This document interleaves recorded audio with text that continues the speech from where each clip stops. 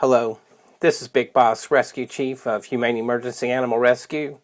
Welcome to our series, Animal Rescue Postmortem, where we analyze the good, the bad, and the ugly of animal rescues throughout the world. Here we are with video number 7. This is a deer with its head caught in one of those tree swings that's at a rope. Um, I'm going to read from the text here because it's applicable to what I'm going to comment about here, but I can't see it when it's in full screen. We'll switch back over to that in just a minute. Getting close enough to this buck to anesthetize it or it was the most dangerous part of this rescue because it was thrashing around with its huge rack of antlers stuck in a rope swing. It probably had at least a 30-foot diameter uh, in which it can move. Um, and then they comment here, his adrenaline was so pumped that it took us 3 rounds of anesthetic to get him groggy enough that we could safely approach him. Let's see what else is on here. Yeah, and it talks about the velvet on his antlers. That's why it's all bloody, look like that around the antlers. But that's no big deal. All right. Yeah, they use a reversal agent. Okay, so let's get up full screen here. I would say that whoever has this, okay, they have access to the medications, but they're not properly equipped.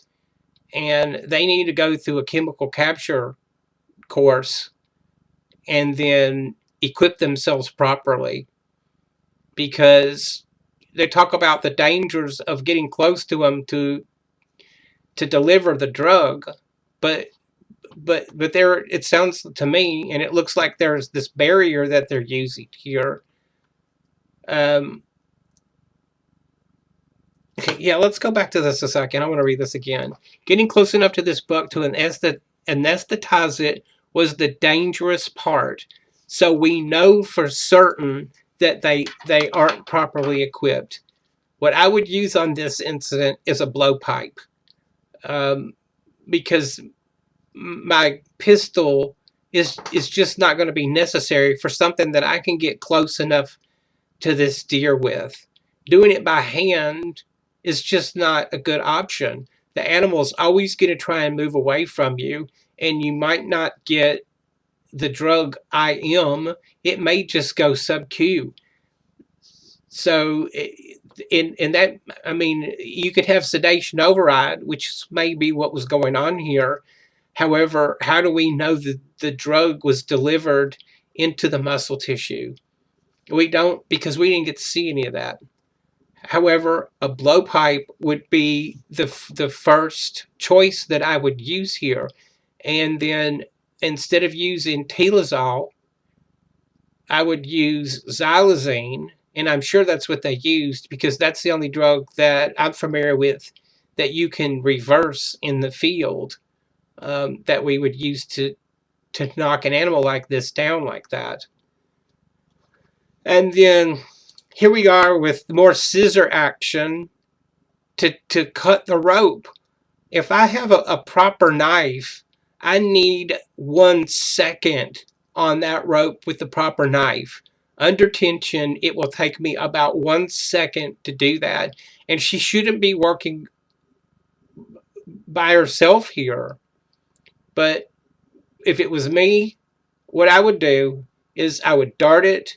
I would deliver enough medications so that it was down on its on its extremities, lower down, if not completely unconscious, using xylazine, and then I could get in there and be free to work without danger to myself or harming the animal.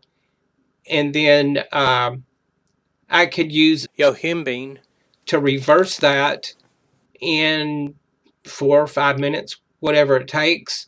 This animal should be up and out of anesthesia enough to where it's safe to move around and be on its own without needing to be supervised.